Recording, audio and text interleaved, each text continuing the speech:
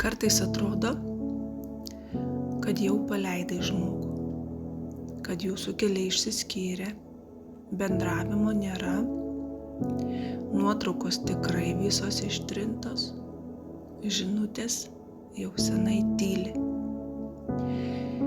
Bet jeigu tu vis dar galvoji apie tą žmogų, o gal dar sapnuoji, o gal vis dar suspaudžia krūtinę prisiminimai, vadinasi, tu dar esi su juo susietas. Nematoma gija vis dar jungia jūsų energijas. Ir kiekvieną kartą, kai tu apie jį galvoji, tu ir maitini tą ryšį. Maitini viskuo, savo mintimis, savo jausmais, o gal net ir savo kūno nuovargiu. Kodėl svarbu nutraukti šitą energetinį ryšį?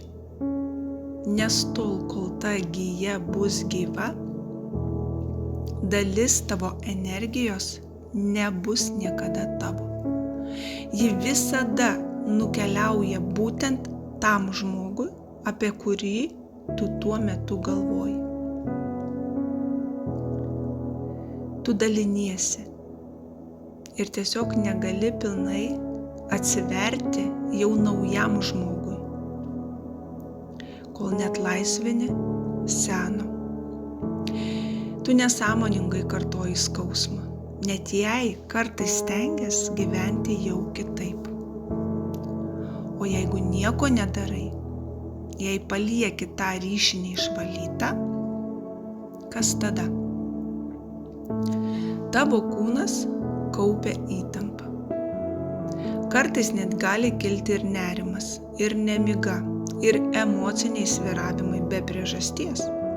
Gali kartotis to paties tipo netgi santykiai, nes tavo laukas energetiškai dar atspindi būtent tą senąjį ryšį.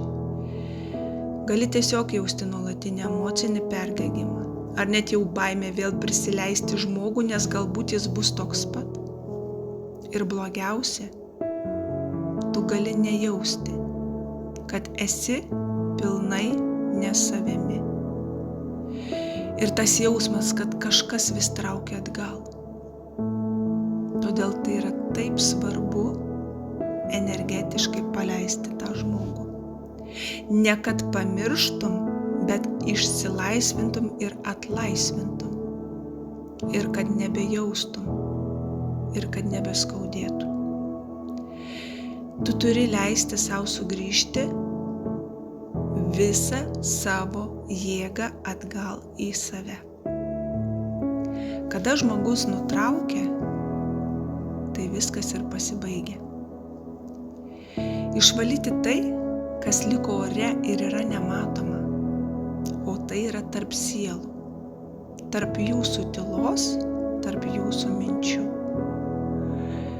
Tai yra energetinis apsivalymas ir tavo grįžimas į ramybę, į save, į tavo vidinę laisvę mylėti vėl iš visos širdies, bet jau nebe iš žaizdos ar senų skausmo kupinų buvusių santykių, kurie galbūt pasibaigė ne taip gražiai, kaip norėjosi. Ir galbūt tai buvo ne dėl tavo kaltės. Kaltų niekada nereikia ieškoti ar pulti kaltinti. Svarbu paleisti ir svarbiausia išsilaisvinti, jausti pilnavertę laisvę. O kada žmonės to nepadaro, jie galvoja, kad tik ištrinti žinutes ir išmesti nuotraukas yra viskas. Deja ne. Deja ne. Tai apmąstyti reikia tame giliau, kad yra įvykęs sielų susijungimas. Aš nieko nesakau, jeigu tai buvo ten 2-3 dienų susitikinėjimai. Bet net kartais, jeigu žmonės būna energetiškai stiprus, gali ir po vieno tai atsitikti, kad paskui žmogus negali tiesiog pamiršti to žmogaus. Tai čia numeris 1, kad reikia žmogui atkreipti dėmesį, kad tai yra nenormalu ir kad kodėl jis vėl ir vėl aš jį matau, prisimenu ir vėl ir vėl. Tai tą būtinai nutraukti su bet kokiu žmogum. Jeigu tu šiai dienai nieko nebesieji su juo, jo gyvenime jau N metų nėra, o jis vis tiek energetiškai tau pasirodo, tai yra būtina nutraukti su bet kokiu žmogum. Energetinius, kaip vadinkim juos vadina, kanalais, juos vadina kanalais.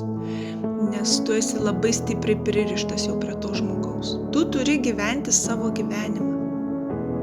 Bet kai įlenda jau į mintį, į pasąmonę, į širdies gilumą kiti žmonės ir jie įlenda ne su meilė, ne su šiluma, ne tai, kas tau duoda pozityvo, aš kalbu apie tai, kad tu nenori ir susimastai ir galvoji, kodėl jis vėl man lenda į galvą. O ką tu jauti pozityvaus, tai čia yra volia, džiugesys ir kad tik kuo daugiau mūsų gyvenime būtų tokių žmonių, nuo kurių mes turime gėrį, malonumą ir gerą prisiminimo jausmą. Tokių žmonių niekada nereikia nuo savęs patraukti, kai tu prisimeni ir tau gera. Aš kalbu apie tai, su kuriais negera, galbūt kurie jūs įžeidė, ar darbe, ar kur, ir vis tas žmogus sukasi jūsų galvoje. Yra labai svarbu nutraukti. Esu čia. Visada esu čia.